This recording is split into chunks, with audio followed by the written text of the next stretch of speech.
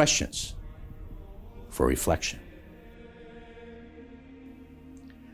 The story of the flood and the mercy of God demonstrated toward the family of Noah, which allowed the whole human race to begin again, is not just about an actual event, which it is, but it teaches us about God's plan of salvation for all the nations.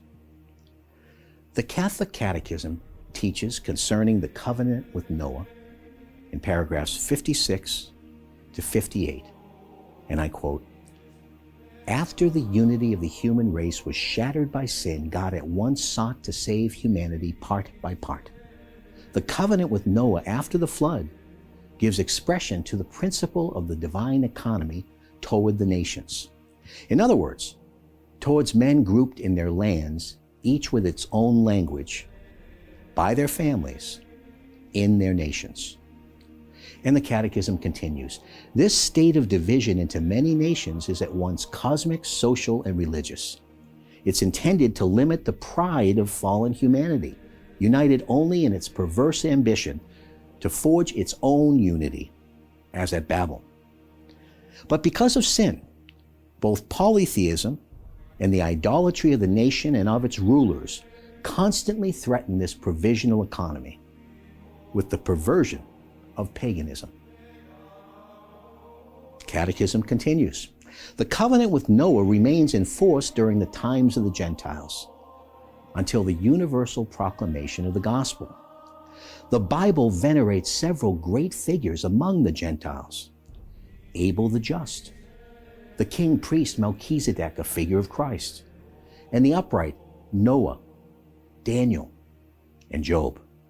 Scripture thus expresses the heights of sanctity that can be reached by those who live according to the covenant of Noah, waiting for Christ to gather into one the children of God who are scattered abroad." End quote. Do we even read from the Hebrew Scriptures, the Old Testament? Do we read the Bible daily? Or do we just listen to it at Mass? Have we taken the time to study what the Church teaches concerning God's covenants in the Old Testament and what it tells us about His loving plan and about our own history?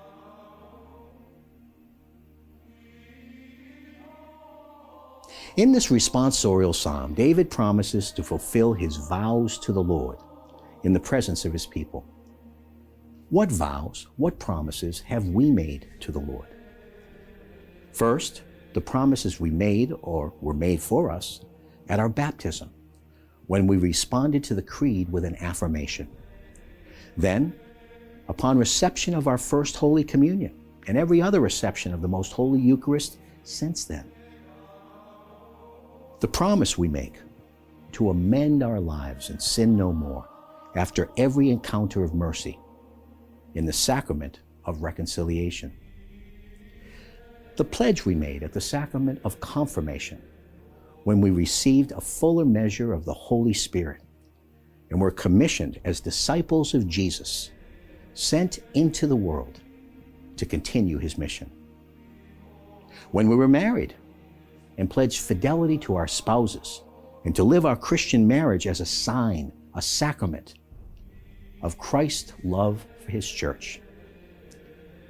At our ordination to holy orders as a deacon, priest, or bishop. At our vows as a consecrated religious. Reflecting on these vows and renewing them strengthens our faith and honors the Lord. Are we fulfilling our vows, our promises to the Lord? In the accounts of the miracles, the signs of the kingdom, Jesus usually heals people instantaneously. But in this powerful account appointed for us from St. Mark's Gospel for today's Holy Mass, we see a blind man from Bethsaida healed in stages. Why? Perhaps it was a matter of the blind man growing in faith. Or perhaps there's a lesson for every one of us in this powerful miracle. Most of us are not physically blind, though some are.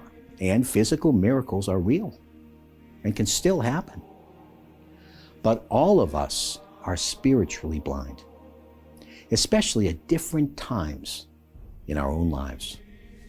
We are all blinded by sin. The sacrament of baptism was called the sacrament of the Enlightenment in the early church, for good reason.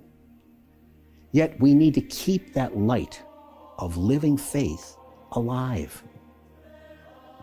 In the Catholic tradition, there is a body of beautiful reflection on what are called the spiritual senses. These senses, in a way, parallel our physical senses. Through prayer and intimate communion with the Lord, we can cultivate ears to hear the Lord speak to us in the recesses of our heart. Through living faith, we can receive the eyes to see Him revealed in the very human and real events of our daily lives.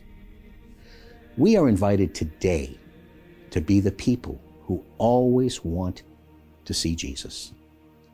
That desire should draw us ever more deeply into a life of prayer and communion.